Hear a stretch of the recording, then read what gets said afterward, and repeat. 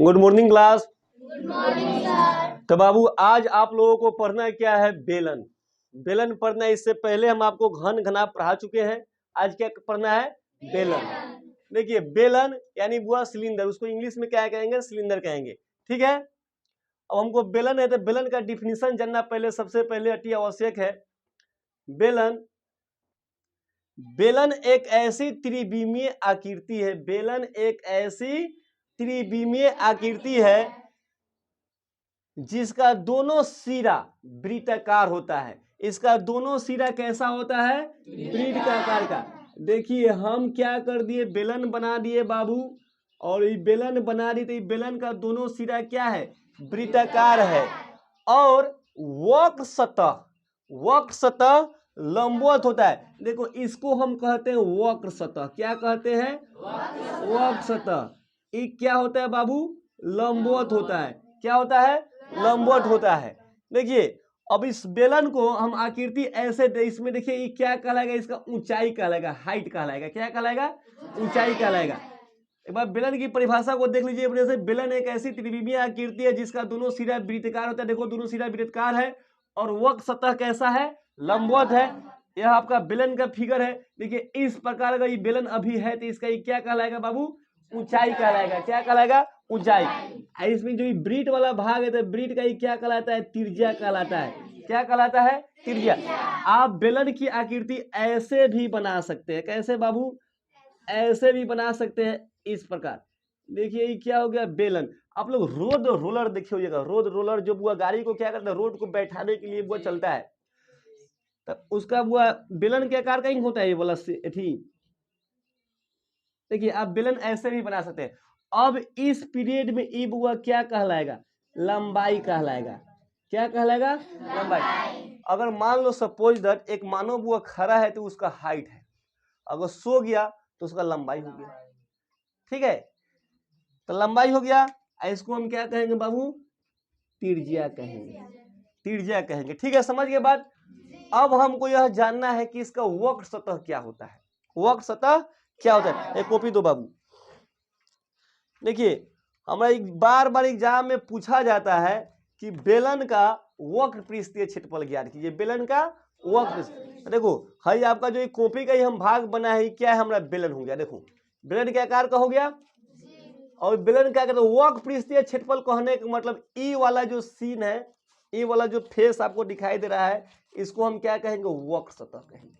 देखो अगर कहीं ना कहीं इसको दीवार में लगा दीजिएगा, दीवार में ऐसे लगा दीजिएगा ऊपर से ऐसे, तो ई वाला क्या कहलाएगा? हमारा वक्र सतह कहलाएगा। ये जो गोला भाग आपको दिखाई दे रहा है यही वक्र सतह है।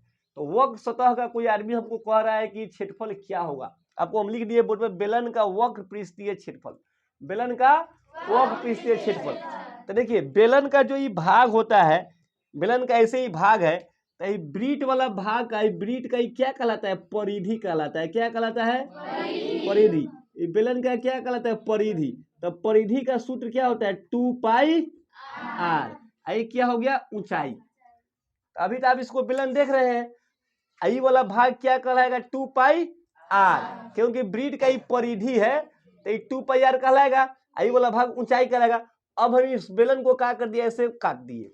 इसको क्या कर दिए? ऐसे काट दिए। तो आकृति मेरा इस प्रकार का बन गया, चाहे ऐसे बन गया। तो ये वाला भाग को हम क्या कह रहे थे? 2 पाई आर कह रहे थे, इसको एच कह रहे थे। देखो पेपर, देखो बुआ फिगर पर देखिए बढ़िया से। इसी को हम बुआ बेलन बनाए हुए थे बेलन। ये वाला भाग बुआ मुड़ा हुआ था गोला, तो इस भाग को हम क्या कह रहे थे? 2 पाई आर कह रहे थे। इस वाला भाग को एच कह रहे थे। तो ये आकृति आपका आयतकार भी है। तो आयत का क्षेत्रफल क्या होता है? लंबाई गुने चौड़ाई। तो लंबाई चौड़ाई। ठीक है, तो देखो बेलन का वक्र पृष्ठीय क्षेत्रफल क्या होगा? 2 पाई आर गुने एच बराबर 2 पाई आर एच। अगर आपसे कोई पूछेगा कि बेलन का वक्र पृष्ठीय क्षेत्रफल क्या होता है? बेलन का वक्र पृष्ठीय क्षेत्रफल क्या होता है? ठीक है, अब देखिए, अब बेलन का कुल पृष्ठीय क्षेत्रफल कह रहा है। बेलन का कुल पृष्ठीय क्षेत्रफल कह रहा है। तो बेलन का देखिए वक्र पृष्ठीय यानी इस वाला भाग का, है वाला भाग का क्षेत्रफल क्या हो गया? 2 पाई आर एच। अब कुल कह दिए थे एगो ऊपर का वृत्त एगो नीचा का वृत्त, ये दोनों का क्षेत्रफल क्या होगा इसमें जुड़ जाएगा।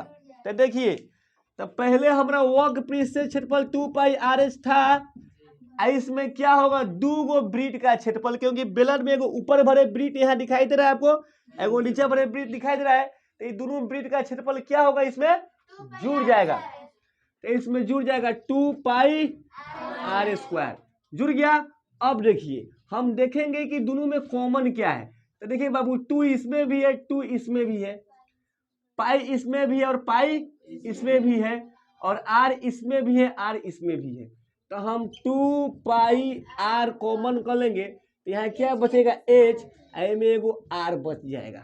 तो आपका बेलन का कुल पृष्ठीय क्षेत्रफल क्या होगा 2 पाई R into H plus R। बोले था बेलन का कुल पृष्ठीय क्षेत्रफल कौन दिक्कत नहीं। अब हमको पढ़ना है बेलन का आयतन। क्या पढ़ना है?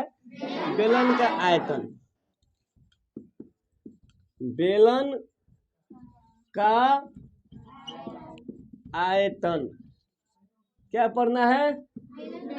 बेलन का आयतन। तो देखो, देखिए बुआ, कहने का मतलब क्या है कि बेलन के आधार के क्षेत्रफल में, बेलन का ही आधार कहलाएगा। क्या कहलाएगा?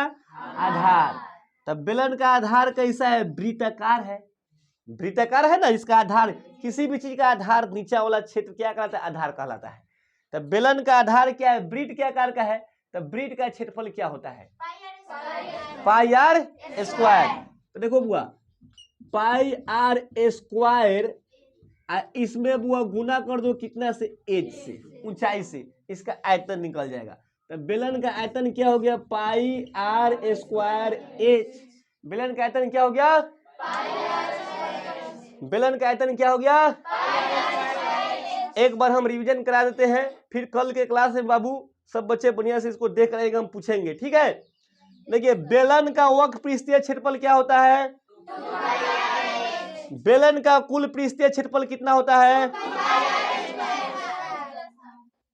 और बेलन का आयतन क्या होता है? ठीक है। अब देखिए पाई का मतलब क्या होता है? पाई के मान के बारे में हम थोड़ा बता देते हैं। देख बाबू, पाई का मान, पाई के जगह पर आप रख सकते हैं पाई के मान 22/7 या 3.14। पाई का मान 22/7 या 3.14 रखकर आप बना सकते हैं। फिर मिलते हैं बाबू अगले क्लास में। जय हिंद। तो स्क्रीनशॉट ले लीजिए, ऑनलाइन वाले जितना भी बच्चे स्क्रीनशॉट ले लो।